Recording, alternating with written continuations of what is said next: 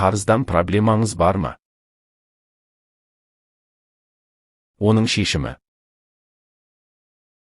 Күндіз-түні өліп-өшіп, қарыз үшін ғана жұмыс жасау емес.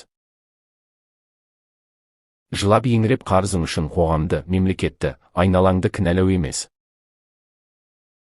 Қарыздан шығар жол жоқ деп депрессияға түсу емес.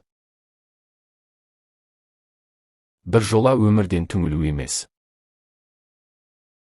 Оның шешімі. Бір сәт өзіңе үңілу. Ішкі дауысты тыңдау. Кім үшін? Не үшін?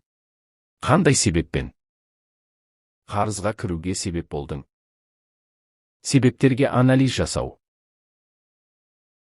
Қарызға кіруден қандай сабақ алдың? Сол туралы ойлау. Сабағын алу. Қабылдау.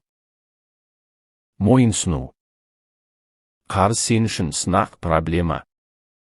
Тіпті өміріңнің соңғы нүктесі емес. Керісінше. Өсу нүктең.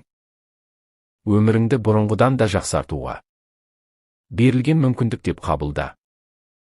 Өмірде кездейсоқтық ештеңе жоқ. Барлық проблеманың шешімі бар. Дер кезінде түсініп, өзіңді қолға алсаң. Әрекет етуге дайынмын деп тәуекел ете алсаң. Аллах саған керек адамдарды, керек мүмкіндіктерді өзі жібереді.